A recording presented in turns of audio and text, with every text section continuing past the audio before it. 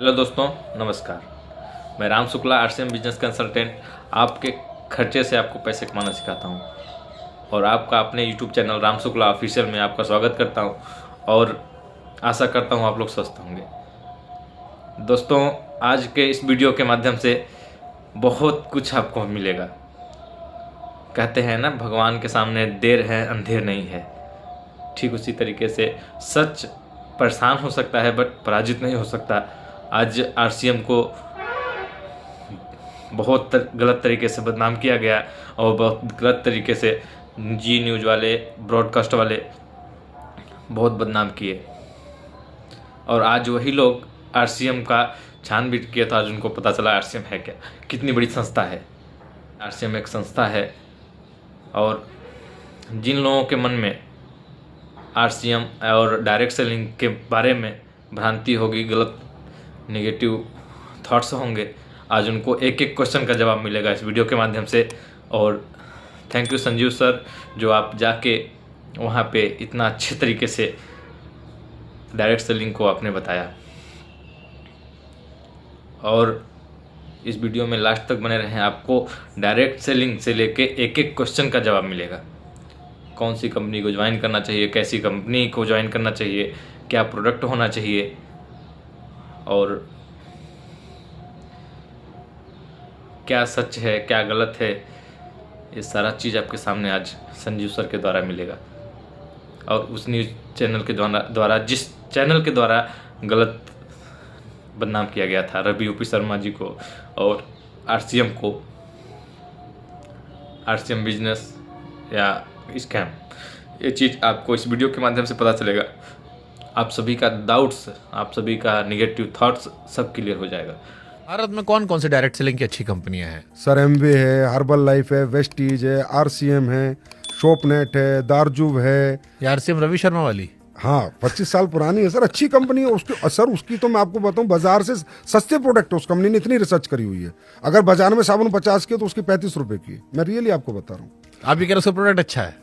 मैं कह रहा हूँ सर, अब जो सच है वो तो सच ही रहेगा ना सर। रवि शर्मा या बाकी लोगों पर यह आरोप लगता है कि ये जो हवाबाजी होती है, मेरे पास मर्सिडीज है, मेरे पास BMW है, मैं 6 लाख रुपया महीना जीएसटी भरता हूँ। इसी हवाबाजी में गरीब आदमी फंस जाता है। ये जो कहा गया कि 100 करोड़ मैंने कमा लिए, सर मैं फिर कह रहा हूँ, उसने ये नहीं कहा मैंने 100 करोड़ कमा लिया। हाँ, मेरा मंथली टर्नओवर 100 करोड़ से ऊपर रहता है। उसने ये नहीं कहा मैंने 100 करोड़ कमा लिया। उसने ये भी नहीं कहा मेरे पास प्राइवेट। बट गाड़ियां तो दिखाई, वो सारी गाड़ियां, हाँ, गाड़ियां दिखाई, चार्टर दिखाया। और जो मैंने कहा ना, गरीब को सपने दिखाकर बेवकूफ बनाने वाला, वो इसीलिए आता है क्योंकि गरीब आदमी को लगता है यार मैं भी ऐसा बन जाऊंगा।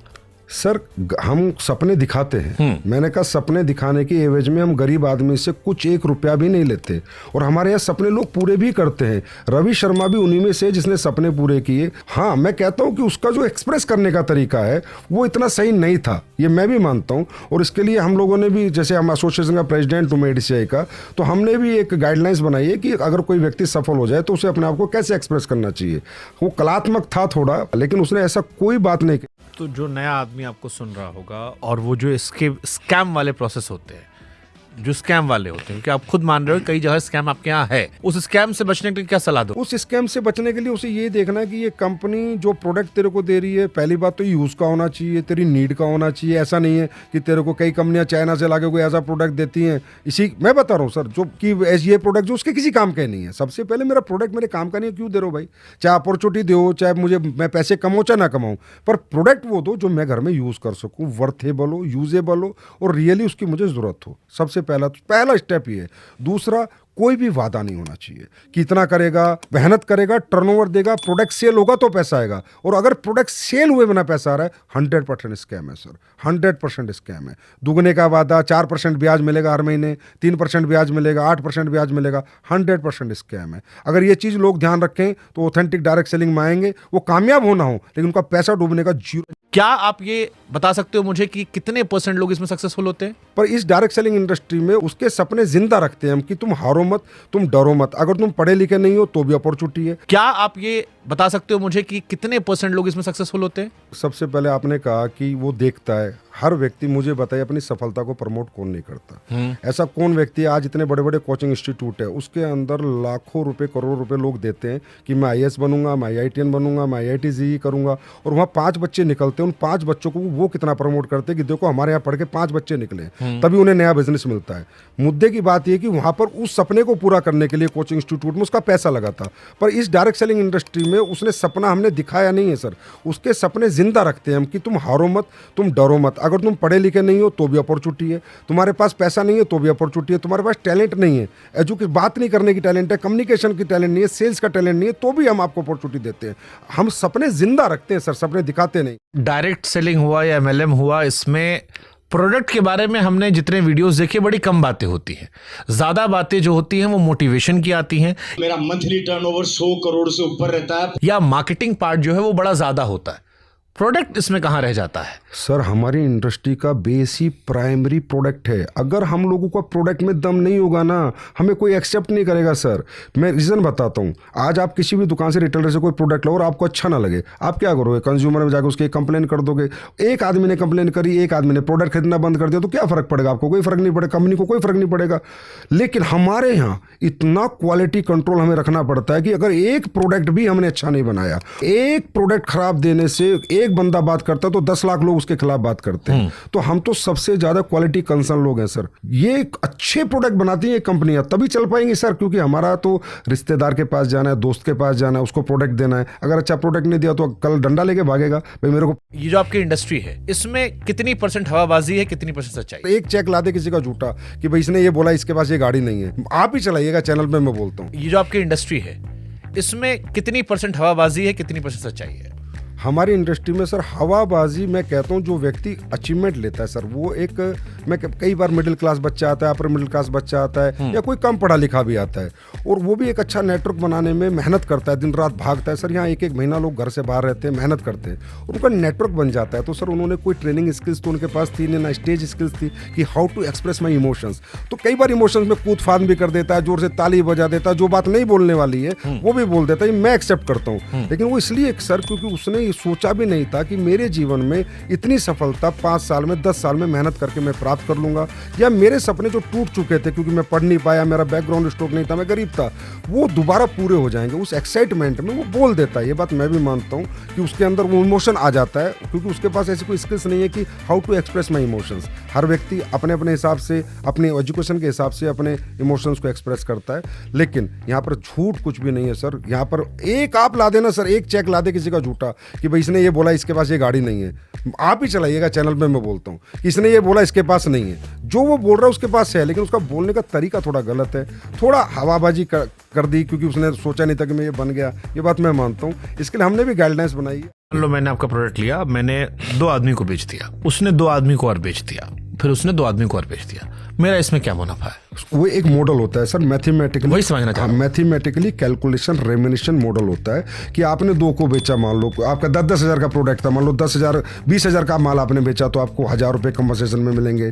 40,000 का माल आपके नीचे मिला तो आपको 2,000 रुपये मिलेंगे। 60,000 का माल बिका तो 3,000। हर कंपनी का अलग अलग मैथमेटिकली कैलकुलेटिव मॉडल। 10,000 का सामान बेचा, अब मेरे को 1,000 मिला, फिर जिसको मैंने 10,000 का बेचा था उसने नीचे 10,000 का बेचा, उसमें भी मेरा कमीशन होगा? उसमें भी आपका कमीशन होगा। जिसकी ज्यादा टीम होगी सर, जिसका टर्नओवर ज्यादा होगा, पहले और बाद का नहीं है। कोई पहले आया उसने काम ही नहीं किया सर, मैं पहले आया। नहीं, पहले मतलब जैसे जिस आदमी ने पहले बनाया, आप मेरे नए गांव में आए तो उस गांव में जो पहला आदमी खरीद लिया, उसके बाद जितने खरीदते जा रहे हैं, कुछ नहीं बनेगा उस पहले आदमी का, कुछ नहीं बनेगा। वो पहला आदमी 1 रुपया नहीं कमाएगा, और जो उसके 2 साल बाद उसी के नेटवर्क में आया वो पैसे बनाएगा, क्योंकि वो स्ट्रक्चर पे पूरे पे काम करना पड़ता है। ना कि ये कि मेरे नीचे आप आ गए तो आप पैसे कमा लोगे, आपके नीचे ये आ गए तो ये पैसे कमा लेंगे, नहीं। वो एक मॉडल है, पूरा स्ट्रक्चर है, उसको पूरे को आपको पीवी डालने पड़ेंगे, पूरा टर्नओवर क्रिएट करना पड़ेगा। मैं पहले आया, मैं टर्नओवर कुछ नहीं क्रिएट किया, कम आपके प्रोडक्ट नहीं बेच पाया। आखिरी में आया, वो 1 करोड़ का टर्नओवर कर रहा है, 5 करोड़ का कर रहा है, तो जो आखिरी वाला वो कमाएगा सर, पहले वाला नहीं कमाएगा। डायरेक्ट सेलिंग कंपनी जुड़ने से पहले क्या क्या देखना चाहिए? उस कंपनी के प्रोडक्ट क्या है, उस कंपनी का मैनेजमेंट कैसा है,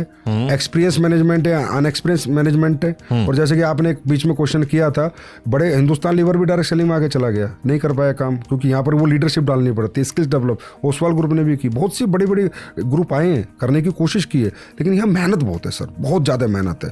जो प्रमोटर्स है ना, उनको दिन रात भागना पड़ता है, तब जाके नेटवर्क क्रिएट कर पाते हैं, तब जाके अपना प्रोडक्ट लोगों को एक्सेप्ट करा पाते हैं।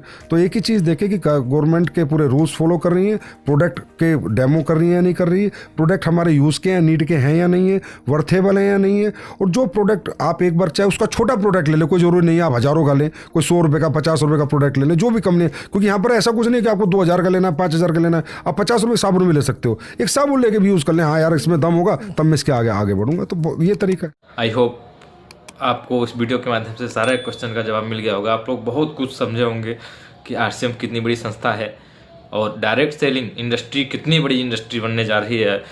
आज से लेके 5 साल के बाद डायरेक्ट सेलिंग को ज्वाइन करने के लिए लोग तरसेंगे, लोग सोचेंगे समझेंगे डायरेक्ट सेलिंग पहले मैंने क्यों नहीं कर लिया।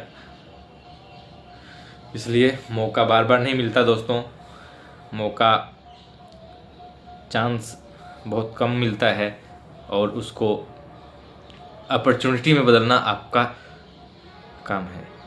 और आप इस वीडियो के माध्यम से सारा कुछ समझ गए होंगे, तो आशा करता हूँ कि आप सभी लोग डायरेक्ट सेलिंग को बदनाम करना बंद करेंगे और डायरेक्ट सेलिंग को ज्वाइन करने का बहाना ढूंढेंगे।